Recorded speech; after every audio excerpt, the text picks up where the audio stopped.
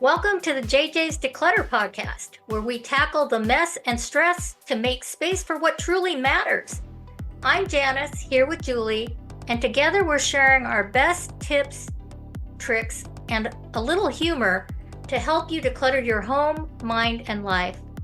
Whether it's procrastination or piles of stuff, we're here to help you make real progress. Let's dive in. Hi, and welcome back to the JJ's Declutter podcast. It is time for a magazine moment. Yeah. So what we are going to do today, Janis and I, Julie, are here to share with you something from a Bob Vila magazine. Yeah, you want to tell them what we're talking about, Jen? It's on bobvila.com. It is called 10 Instant Cures for Any Kitchen Odor. And this originally came out, I think, in, it was updated on April 6th, 2020, because I guess kitchen odors don't change very much. I don't know. But anyway, if you have kitchen odors that seem to persist, number one, they say feed lemons to your garbage disposal, which is a good idea. So you can save the lemon rinds or other citrus peels in the fridge, or sometimes you can actually freeze them. And then you can throw them for a quick sink refresh, especially the garbage disposal. Pull out a few pieces twice a month and run them through the garbage disposal to make that sink stop smelling funky. The cleaning power. If you don't have a lemon, you could use, you can use an orange if you don't have a lemon, right? Because they're all citrusy. Yeah. The cleaning power of the citric acid will break up the gunk and the grease, causing the unpleasant odor and create a light citrus scent. I have often frozen, squeezed, lemons that I've had in vinegar and ice cube trays. And then you can throw the ice cube in, because that actually cleans the blade better of your garbage disposal. That's you freeze the lemon in the vinegar. Yeah. Oh, so instead of water. Oh, that's cool. Yeah. And then, that's another way to refresh it. Okay. Number 2. And this is a big one for Julie and I. Keep your sponges dry. Or how about sponges somewhere else? Don't use them. That's one of our pet peeves is sponges get really stinky. Even the Scrub Daddy ones get smelly if they're not rinsed carefully. My husband, right. I refuse to buy the Scotch Brite ones because my husband notoriously doesn't rinse them, and they get slimy and smelly, and then he uses that slimy smelly thing to wipe other things thinking he's cleaning it. So I've gotten rid of all those. We went with the Scrub Daddies, and they come in a pack of 12. He used 2 of them for a couple months, and I kept trying to get rid of them, and I finally threw those away. I gave him a new one. I mean, they're under the sink. He could just pull one out. I did see him put it in the dishwasher the other night, so that's a step in the right direction. Oh, there you go. But they're talking about a wet sponge can get seriously stinky.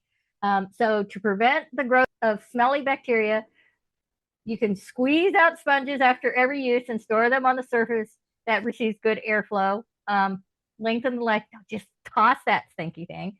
But they say you can pop it in the dishwasher to get rid of the sponge funk. So, yes, you can. We don't. And if we're going to use anything that's similar to a sponge, we use the Swedish dishcloths, which are actually very thin sponges that you can compost. All right. Too funny. So number 3 is to Spritz Homemade Freshener. Now, you can do this, it's very easy. We also use this somewhere else too. But first, air freshener.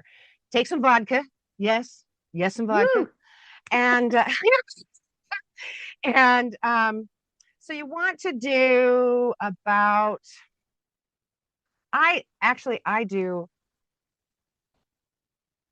vodka and a little water. So it would be like 2/3 water to 3/4 water or I mean vodka, 3/4 vodka and a quarter water. She's And then you can giving you put her recipe for oops, not a drink, for not. for a cocktail. There you go. So, okay. All right. So if you drink the vodka, you're not going to smell anything. Yeah, really. So what I do is about 3/4 vodka, 1/4 water, and then put in, you can go anywhere from like 10 to 20 drops of your favorite smelling essential spray. And then just spritz that around and that'll help. So, but I also like I just use vodka with a few drops of essential lavender oil after I've made the bed or stripped the bed and vacuum your mattress and spritz it with that. Or if you're airing your bed out in the morning, leave the sheets back, give it a little spritz of that. And that also helps because the vodka does, evaporate. It's alcohol. Oh. So of course I would have that on my list of things. Oh my gosh. And then you want to make sure that you also do something that a lot of us forget about, and that is clean the garbage can and the recycling bin. Because so many times something will get put in there that has just a little bit of something left in it that drips, and then you've got smells starting. So that is a good thing to just, every time you take out the garbage, just grab Janis's husband's sponge and wipe the inside and then throw it away. And then she'll be happy because she'll have to give him a new one. And you'll be happy because you got some gick out. We have a Costco membership, and there are probably, that, I don't know, 18 pack of sponges, but it's in the garage. And it's probably been there for years. And did he ever pull out a new sponge? No. It's just like, I gave up on sponges a long time ago. So, number 5. Anyway, clean your garbage can and recycling bin. Number 5, cancel out cooking smells. So, if you've fried fish or cooked something that's really pungent, you can add this trick to your post-dinner cleanup routine. Put a saucepan on the stove, fill it with a cup of water and about 3 tablespoons of vinegar, just the white vinegar. Bring it to a boil and let it boil for several minutes, allowing the steam from the uncovered pot to permeate the kitchen. The vinegary mist should help neutralize the nasty smells. Now, this I'm sure does work. I've never done this. I've also heard that if you have smells near your stove, just pour like a 1/4 cup to 1/2 cup of vinegar in a bowl and just leave it there. And that should help deodorize the area. Number 6, start a stove simmer. So here's another way you can use your stovetop to freshen your kitchen. Whip up a homemade liquid potpourri. So you can create your own by putting water, mint, and orange rind, some sliced lemons, cinnamon works. You leave the mixture simmering on the stove and you add more water as it cooks.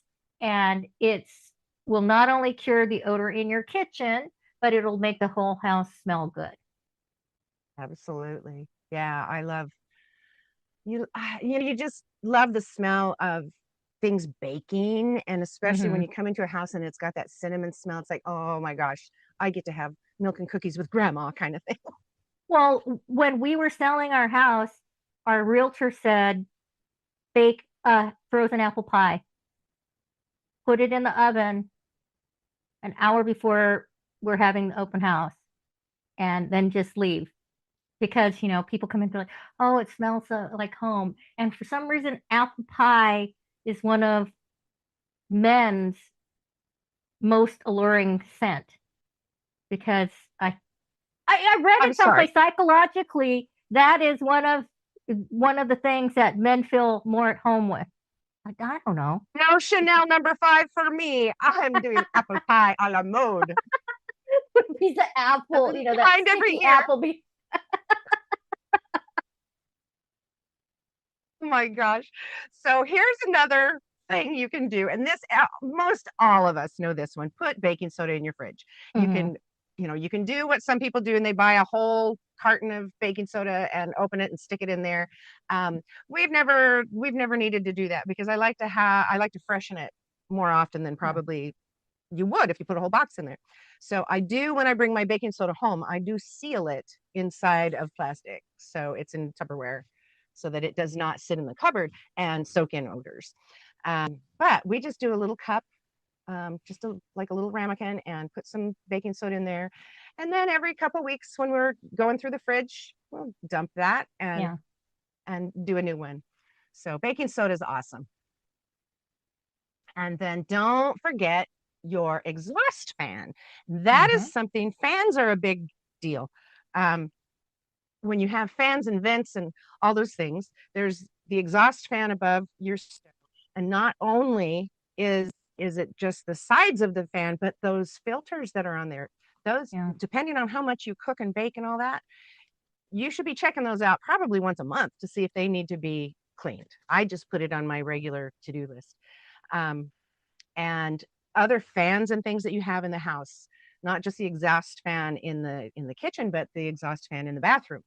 Make sure that you get those things vacuumed off, because it just helps.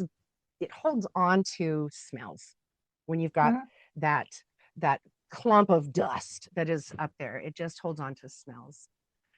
So that is that one. So number 9, scour the drain. And this is a really good one, because the little, what is it called? The drain, little drain plug thing that goes catcher. In there? That gets slimy. So you should, when you're cleaning your kitchen sink, make sure you scrub that. If an easy way to do it is throw it in the dishwasher, but scrub it well. Scrub the actual drain. One good easy way to do it is scour your drain by pouring in a cup of salt followed by a cup of baking soda. I've never done that. And then it says to pour a kettle full of boiling water into the drain to act the salt and soda mixture. I don't know how good that is if you've got plastic pipes though. But anyway, it says after letting the drain sit for a couple minutes, run the cold water for 1 minute to freshen it up and wash away the residue. I need to look into that. Number 10, this is something I never thought about. It says to bake some lemons. So if your oven is smelling kind of stinchy, you should clean it. But if you want to refresh it, I was waiting for that. If it's smelling, clean it. But if you want to refresh it, you can put some lemon and orange rinds on a sheet pan and bake them to release the oils. And that will temporarily mask the bad scents. Interesting. Oh, and there's a bonus tip. Oh, here, we already gave you the bonus. They say bake some cookies. So you can bake cookies, but I like what Janis came up with the apple pie. That sounds very sexy to me. It's more alluring. So I think we're going to leave you with this as our magazine moment. Just one article. I think so. Yeah. But it was fun. I enjoyed this one. I want you guys to know that you can stop in at our community on Facebook, ABC Declutter with JJ, and also at our website, abcdeclutter.com. So we have a community there too. So please pop on in and check it out. Tell us what you think about this. And if you're listening on like Apple or Spotify, give us a review, leave us 5 stars because we're so amazing. Share it with your friends who need help with their smelly kitchen. I don't know. Oh my gosh. So with that being said, see if I can do this without it written down in front of me. Keep it intentional. Keep it simple. Keep it simple. Keep it intentional. And as always, keep decluttering.